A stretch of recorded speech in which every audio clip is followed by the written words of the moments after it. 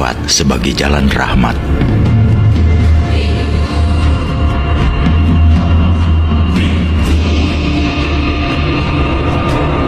Pernahkah kita mendengar ayat Al-Quran yang berbunyi, "Dan tiadalah kami mengutus engkau kecuali untuk menjadi rahmat bagi seluruh alam." Setiap diri manusia sebenarnya diutus oleh Tuhan untuk menjadi rahmat, menjadi anugerah, karunia bagi seluruh alam. Ya, Islam itu rahmat bukan hanya untuk manusia, tapi untuk alam-alam lainnya seperti flora dan fauna beserta lingkungan hidupnya. Namun, dalil itu sekarang tinggal selongsongnya belaka. Mengenai rahmat ini, ada yang bertanya, mengapa tidak menonjolkan Nabi Muhammad tapi justru menampilkan Syekh Siti Jenar? Nampaknya penanya lupa bahwa menampilkan Syekh Siti Jenar itu adalah wujud keteladanan Nabi Muhammad di Jawa. Kanjeng Nabi Muhammad jelas tokoh teladan di zamannya. Justru keteladanan itu yang diwariskan oleh Nabi. Nah, di Jawa, keteladanan itu ditampilkan oleh Syekh Siti Jenar. Rupanya keteladanan Syekh Siti Jenar ini disalahpahami oleh banyak pihak, sehingga Syekh Siti Jenar dianggap sebagai biang kerok yang merusak ajaran para wali yang berpihak kepada pemerintah Demak. Mengapa sepeninggal Nabi Muhammad, kesantunan hidup yang diteladankan oleh Nabi itu tidak sirna di Jazirah Arabia? Rahmat dari Nabi itu seolah-olah tenggelam, sehingga beberapa sahabat besar saling menikam dan membunuh tidak lebih dari 20 tahun sepeninggal beliau. Islam yang semula menjadi terang umat manusia, anugerah bagi semua satwa dan flora, tiba-tiba menjadi bencana. Terwujudlah sahabat-sahabat yang tidak bisa saling memahami dan akhirnya saling bunuh. Lahirlah serpihan-serpihan umat yang haus darah. Muncullah kalangan yang kering akal dan pemikirannya, sehingga ayat-ayat suci itu disajikan secara mentah kepada umat.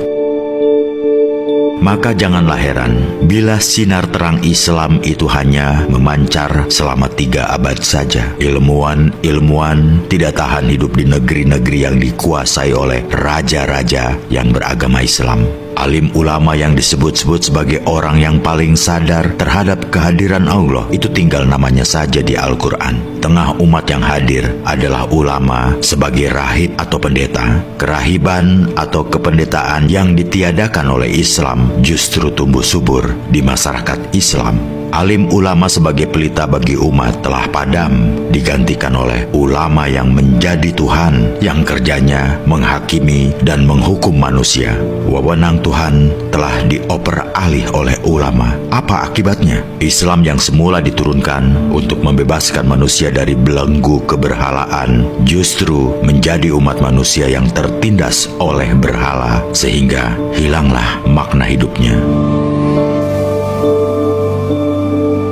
Mengapa itu bisa terjadi? Karena banyak tokoh Islam di kemudian hari yang tidak lagi mengenal Tuhannya. Yang dikenal hanyalah kata Tuhan atau kata Allah.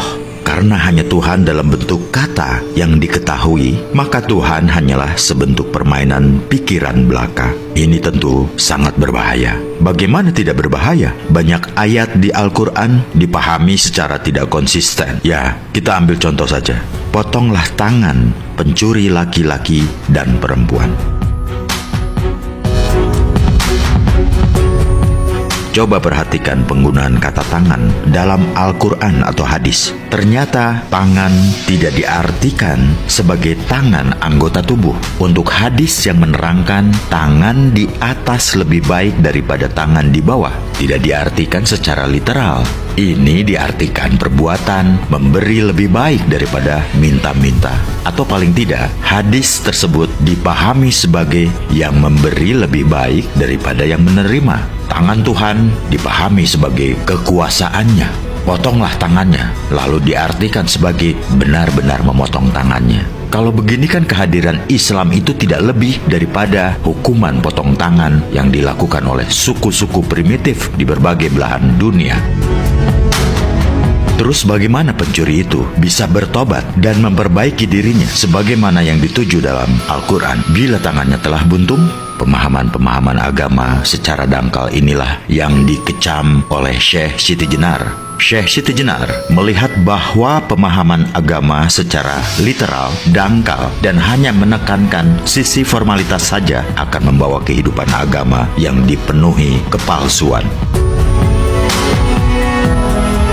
Agama adalah roh bagi kehidupan. Oleh karena itu dalam sebuah hadis disebutkan bahwa agama itu hanya bagi orang yang berakal dan tiada agama bagi orang yang tidak menggunakan akalnya. Maka sejatinya tampilan luar suatu agama tidak boleh mengukung rohnya. Kalau roh kehidupannya terbelenggu, ia akan bergerak sebagai zombie, mayat hidup. Bila mana orang beragama sudah seperti zombie, pasti mereka menakutkan. Karena itu jangan heran bila agama di zaman sekarang ini nampak menakutkan dan tidak menenangkan. Manakala substansi agama dihilangkan, maka yang ada bukanlah rahmat tapi bencana. Seperti yang telah dijelaskan tadi, Islam datang untuk membebaskan. Artinya, ya, membebaskan dari belenggu kemelekatan. Islam datang untuk membangkitkan kesadaran manusia akan ilusi dunia yang menyelimuti dirinya. Perhatikan dengan seksama, ternyata dunia itu adalah kesenangan yang menipu. Dunia hanyalah harta benda yang sifatnya maya. Dunia ini nampak nyata hanya karena kembara pikiran kita. Ya, mata kita melihat satu fase dari gerak dunia, lalu pikiran kita memberi makna, sehingga indah dan tidaknya tergantung pada pikiran kita. Tetapi, bila keindahan itu hanya di seputar pikiran, maka kelak akan kecewa. Hewan bisa melihat, tapi tidak mampu mengarahkan penglihatannya pada satu fase dari gerak dunia. Maka hewan tidak mengenal indah tidaknya dunia ini. Syekh Siti Jenar tidak hanya melihat fase-fase gerak dunia, bahkan dia telah melampaui kilatan-kilatan yang ada di pikiran. Maka Syekh Siti Jenar dapat membedakan mana yang nyata dan mana yang sunyata atau hampa. Sebuah pertanyaan besar, bukankah Al-Quran telah membakar hakikat dunia ini 1000 tahun sebelum hadirnya Syekh Siti Jenar? Mengapa Syekh Siti Jenar yang diunggulkan dan bukan Nabi Muhammad yang menyampaikan wahyu kepada umat manusia? Ya, Al-Quran memang telah membabar mayanya dunia ini. Tapi ingat, 1000 tahun sebelum Al-Quran diwahyukan kepada Nabi, di India ada Siddhartha yang mendapatkan pencerahan dan membabar kemayaan dunia. Al-Quran menggarisbawahi ajaran sebelumnya, sedangkan Syekh Siti Jenar membuktikan kebenaran ajaran-ajaran yang ada. Dengan demikian, tidak ada yang perlu dikontroversialkan.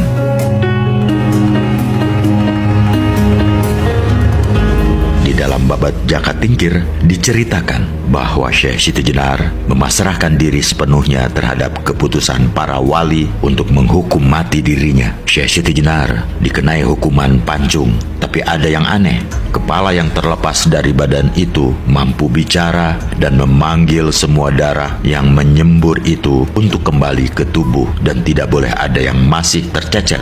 Semua darah seakan dihirup lenyap, tidak ada jejak, dan kepala menempel lagi pada tempatnya. Sempurna, tidak berbekas. Cahayanya pun memancar cemerlang. Lalu Syekh Siti Jenar menyampaikan salam kepada semua orang yang berkerumun menonton penghukuman terhadap dirinya.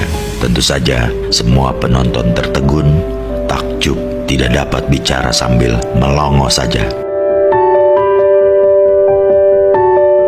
Itulah wujud dari kesempurnaan makrifat seorang manusia. Saking sempurna makrifatnya, Syekh Siti Jenar dikisahkan bagaikan dongeng belaka. Memang kisah itu terjadi di Pulau Jawa pada abad ke-16, 100 tahun sebelum penjajah datang ke negeri ini. Tapi kisahnya dijumpai di berbagai versi yang mengagumkan. Di dalam babat Tanah Sunda yang berbahasa Cirebon Madia disebutkan bahwa pusaka sakti Sunan Kudus pun tidak mempan untuk membunuhnya. Dikisahkan bahwa setelah ditusuk beberapa kali dengan keris Kantanaga, Syekh Siti Jenar menghilang dan berwujud sekuntum bunga melati tanpa jasad sambil berucap kepada para wali. Dari kisah inilah maka